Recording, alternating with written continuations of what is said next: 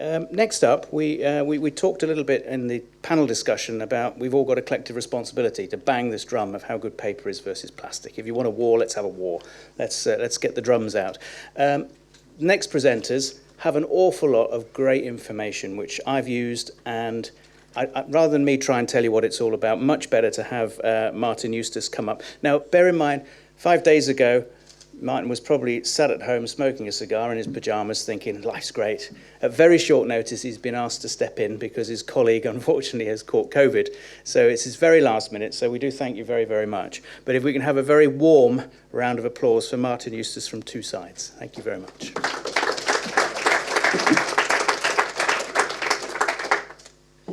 Well, thank you, and thank you for inviting me. So I've got 15 minutes, I'm told. I gather there's electric prod somewhere.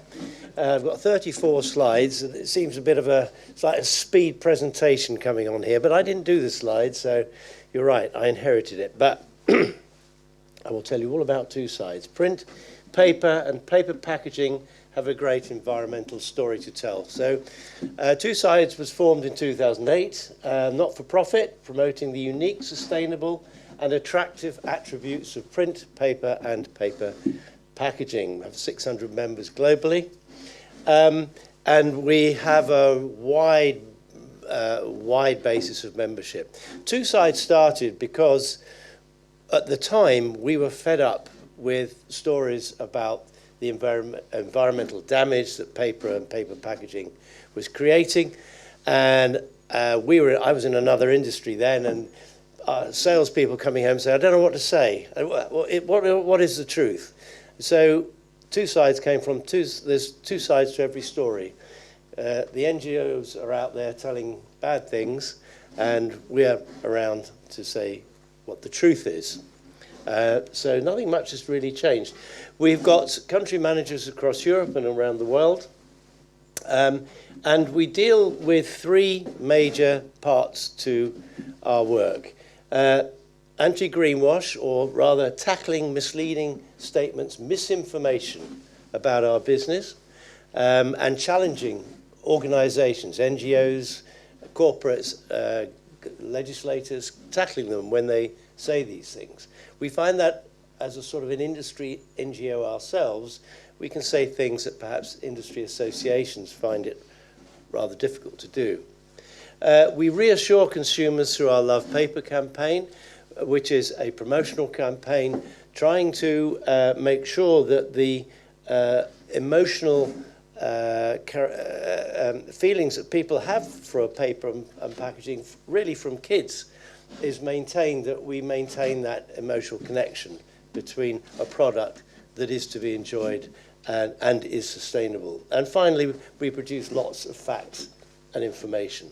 I'll start with a survey. We do this every 2 years, and we just finished one which looks at changing consumer preferences for paper and paper packaging. And particularly, we look at environmental perceptions, reading habits, packaging preferences, and we've introduced a separate part of the survey that deals with tissue. Just about 11,000 consumers over a wide range of countries were polled by an independent research company. So what the headlines? COVID had an immediate effect on the graphic paper sector. People were reading less because, frankly, less was being printed. But it's shown recovery post-pandemic.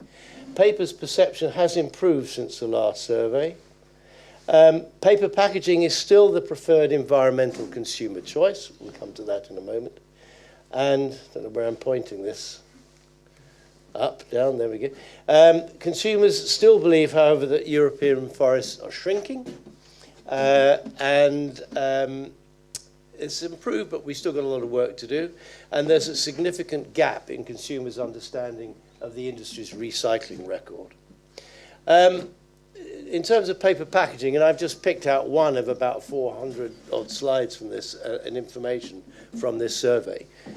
Paper packaging is a preferred choice for 10 out of 15 attributes, amongst glass, plastic and metal. Home compostable, 76%. Now, I've never seen my neighbour digging Amazon packaging into his herbaceous border, but it is a feeling that people have that it's a natural product, and that is good. It's better for the environment, lighter weight, less expensive, easier to recycle. In all these attributes, paper was the clear winner. But if you ask this question, I'll go back to it. What do you think has happened to the size of European forests since the year 2000? Only 15% of consumers think that forests have grown, whereas the rate of increase of forest cover in Europe has been 1,500 football pitches of forest every day.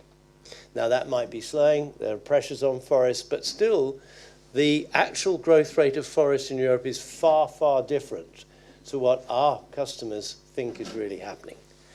And it started again, 2008, kids coming home saying, "Dad, why is your work killing the Amazonian rainforest?" You know, there's a big sort of misunderstanding still.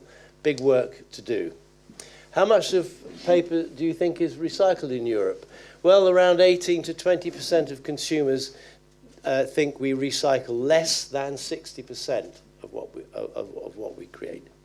Whereas it's between 74, if it's the whole of paper and paper packaging, maybe 84%, and Elena probably as the accurate figure, but about 84% of paper packaging.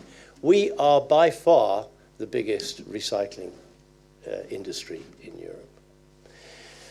So these reports are all available. There are links to get them. If you want them, please contact us. But these are fully available to all of our members, but also you can have sight of them as well. So this is the anti-greenwash campaign. Say a little bit about that.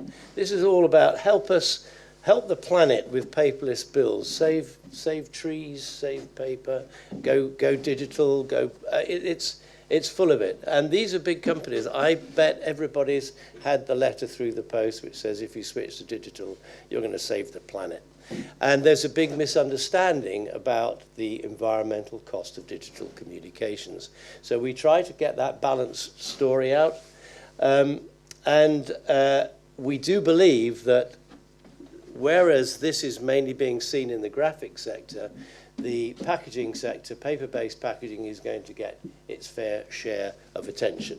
So changes in Packaging Waste Directive could reduce secondary packaging. We know we're in the middle of that. But a lot of the reasons why companies will reduce it is because they're doing their bit for the environment. And it will be covering cost cuts and other things. Diageo starts a program. So we're expecting greenwash messages to increase in the packaging sector. The Green Claims Directive of the European Commission is very much on our side, I think, at the moment, to also backing us when we're complaining to companies that they are greenwashing.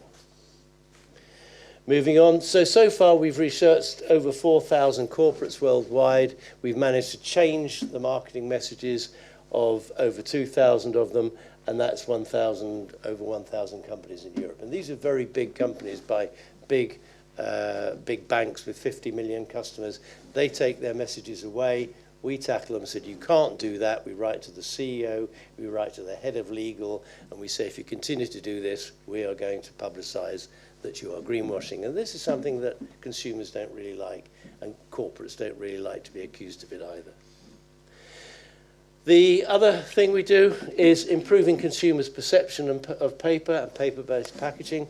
We put this under an umbrella of our Love Paper campaign. We have loads of advertisements given to us. By the way, the publishing sector are big supporters of our campaign. We get free space in loads of newspapers around Europe. So far, I think, yes, 240 million consumers, that's page impressions of advertising throughout Europe, given free of charge, that talks about the benefit of forest growth that the paper industry is responsible for. So lots of activity there. But of course, social media, it's the younger generation, that's their chosen channel. We should reach 16 million consumers. Well, we did last year, 25 we're heading for this year across Europe, just with our messages about paper sustainability. And then this is all backed by a website. How can you get involved in this campaign? That's one of the things I primarily just tried to come and talk about. We have this logo. It's being used on various stuff at the moment. It's not like FSC or PEFC or SFI. It doesn't say anything about the type of paper you're using, but companies can use the logo of Love Paper. It's under license. It doesn't cost anything, but we have it as a licensable program so that we can track who's using it. They have to be sustainable companies, or they have to have some process of showing that they are a sustainable company. And what we want to do is to get that attached to product. Again, it just puts a stamp on it saying, this is paper. We should be proud of it. It's good material. And if they want more information, you go to the websites in various countries, and it tells you in a simple way. It's not the big crowded website that we have for our general program. It's a more consumer-friendly packaged website that gives them a lot of information about why paper is sustainable, what our recycling records are like. It has games and quizzes for kids. It's a way that if it got onto every bit of paper that was being produced, it would go a long way to persuading consumers that we are doing the right thing environmentally.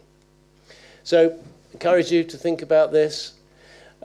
Materials and resources, Tim touched on that. We produce loads of stuff. We have paper packaging, the Natural Choice booklet. We have print and paper, myths and facts, more for graphic paper. We have loads of fact sheets that give you a little bit more information rather than the sort of bite-sized pieces that we have on social media about a broad range of topics. We have little factographics and mini videos, perfect for social media. And all of these, for our members, can be personalized. So you can have your company name on them, dual branding. Some people say, actually, I don't want my name on it. It's more powerful if it comes from you. But that's your choice. So we have loads of these materials, all available for you to amplify the messages that we're creating by passing them out to your own teams, your own customers.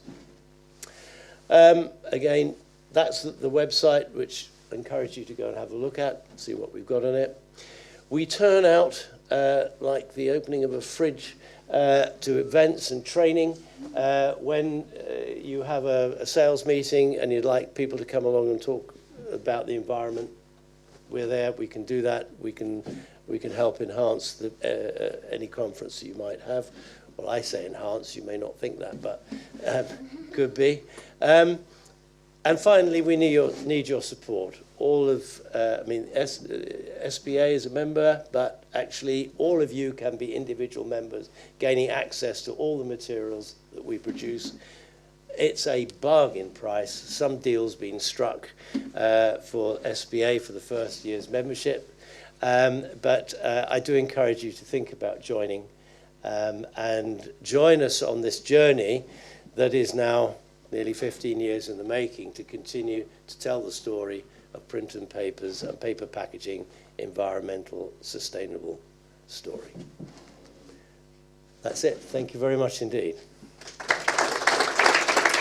I'm happy to answer any questions if anybody's got any.